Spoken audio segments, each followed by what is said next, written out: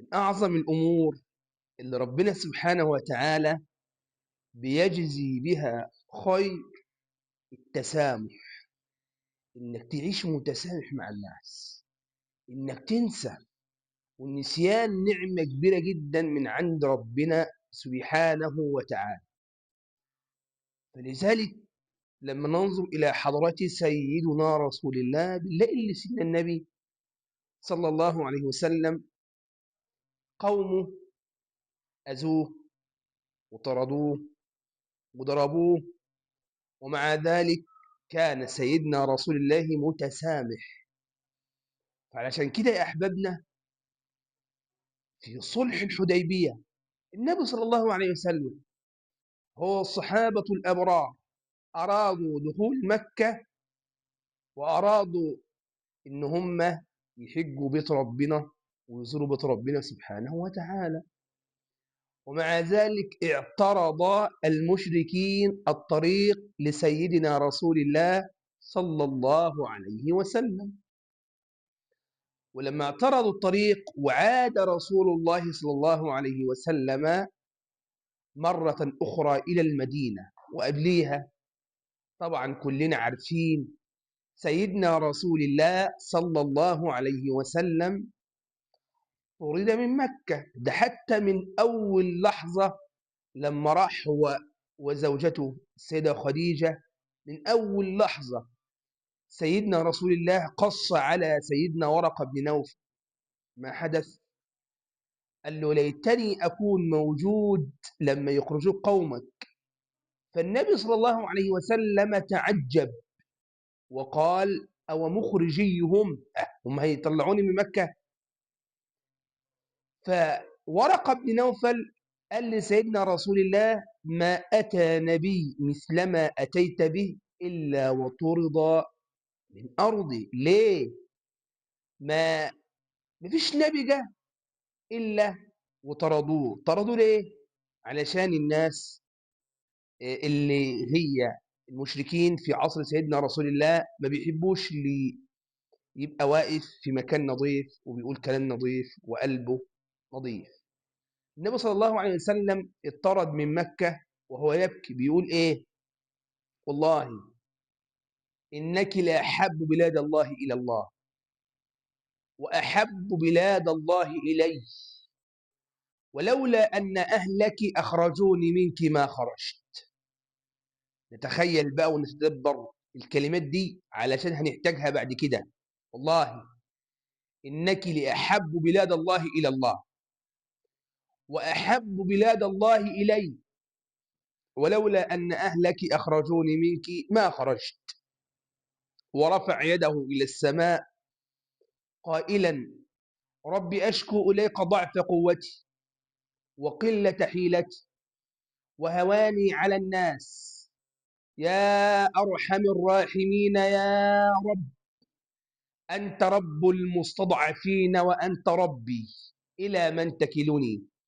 إلى بعيد يتجهمني أم إلى عدو ملكته أمري؟ إذا لم يكن علي غضبك إذا فلا أبالي. وبعد كل ده سيدنا رسول الله صلى الله عليه وسلم عاد إلى مكة فاتحا بعدما خرج رسول الله صلى الله عليه وسلم من أرض مكة وهو ضعيفا، عاد إلى أرض مكة وهو قويا بجيش قوي. ثم إذا دخل أرض مكة نظر إليهم يا من آذيتمونا، يا من طردتمونا، يا من فعلتم معنا كذا وكذا وكذا وكذا، ماذا تظنون أنني فاعل بكم؟ الله على هذه الكلمات.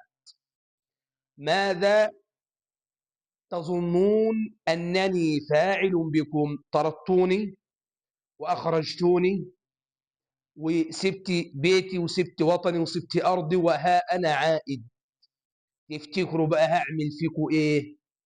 ما كان منهم إلا أنهم قالوا وهم في كسرة وذل أخ كريم وابن أخ كريم، هتعمل فينا إيه؟ إحنا عارفين إن أنت كريم ووالدك كان كريم. فما كان من سيدنا رسول الله إلا أنه قال: اذهبوا فأنتم الطلقاء. هل انتقم النبي لنفسه؟ هل انتقم النبي لشخصه صلى الله عليه وسلم؟ ما انتقم رسول الله لا لنفسه ولا لشخصه، بل أنه كان متسامح يعفو ويصفح.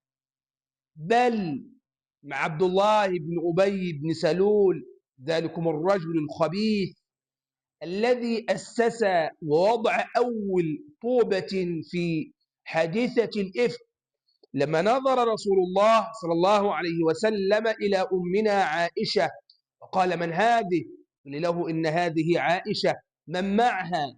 قيل له: أنه صفوان بن المعطل. فقال: زوج نبيكم مع رجل غريب باتت معه حتى الصباح، فوالله ما نجت منه ولا نجا منها. انظروا إلى هذه الكلمات الخبيثة. وأسس حادثة الإفك، وبعد ذلك النبي صلى الله عليه وسلم تألم 30 يوما، ورسول الله صلى الله عليه وسلم ينتظر الوحي. انقطع الوحي ل30 يوما. وبعد كل هذا، بعدما تألم النبي 30 يوما وخاضوا أهل الشرك والعصيان في عرض الطاهرة الشريفة العفيفة أمنا السيدة عائشة، بعد ذلك ولده لما مات قال: يا رسول الله، لا أجد ما أكفن فيه أبي. عبد الله بن أبي بن سلول عليه لعنة الله كان له ولدا صالحا طيبا، ذهب إلى رسول الله وأراد أن يكرم أبيه، فقال: يا رسول الله، لا يوجد لدي ما أكفن أبي فيه، إنما أريد قميصك. أنا عايز اللبس اللي أنت لابسه يا رسول الله أكفن فيها أبوي. النبي صلى الله عليه وسلم يعلم تمام العلم ماذا يريد. هو عايز بس يعني ثياب سيدنا النبي لعل الله سبحانه وتعالى يرحمه حينما ينزل إلى قبره بهذا الثياب. فما كان من رسول الله صلى الله عليه وسلم إلا أنه خلع قميصه وأعطاه لولده. لم ينتهي الأمر إلى هنا يا سادة. لم ينتهي الأمر إلى هنا يا سادة، بل أريد أن تصلي إماما على أبيه. ودي قبل آيات نزول النهي، من النبي صلى الله عليه وسلم ربنا نهاه أن يصلي على المشركين، وقال جل جلاله وتباركت أسماؤه: ولا تصلي على أحد منهم مات أبدا. بعد كده إيه اللي تم؟ أراد النبي أن يصلي على رأس النفاق عبد الله بن أبي بن سلول، فوقف سيدنا عمر بن الخطاب: ماذا تريد يا رسول الله؟ رايح تعمل إيه؟ قال: اتركني يا ابن الخطاب. قال: يا رسول الله، أتصلي على رأس النفاق؟ قال: نعم. قال: أنسيت أنه فعل كذا وكذا في يوم كذا وكذا؟ أنت نسيت ولا يا رسول الله؟ ده عمل حاجة كذا وكذا وكذا وكذا وكذا في يوم كذا وكذا وكذا وكذا. إلى أن أراد النبي قال: اتركني يا عمر، اتركني يا عمر. الشئت في كل هذا يا سادة أن سيدنا النبي كان رجلا متسامحا، قلبه نظيف، بأبي وأمي وروحي سيدي صلى الله عليه وسلم. فلذلك ربنا سبحانه وتعالى بيقول له: خذ العفو وأمر بالعرف وأعرض عن الجاهلين. هنا سيدنا رسول الله صلى الله عليه وسلم يسأل الأمين جبريل: ما معنى هذه الآية يا أخي يا جبريل؟ قال: يا رسول الله، هي أن تعفو عمن ظلمك، اللي ظلمك تعفى عنه. هي يا رسول الله أن تعفو عمن ظلمك وتعطي من حرمك، كنت عايزه كان معه منعك تديله أنت، وتحسن إلى من أساء إليك. فرسولنا صلى الله عليه وسلم نبي الرحمة، نبي الإنسانية، كان رجلا متسامحا، قلبه طاهرا تقيا نقيا. نسأل الله أن يجزي نبينا عنا خير ما جزى به نبيا عن أمته. ورسولا عن رسالته ودعوته. اللهم آمين يا رب العالمين. سلام الله عليكم ورحمته تعالى وبركاته.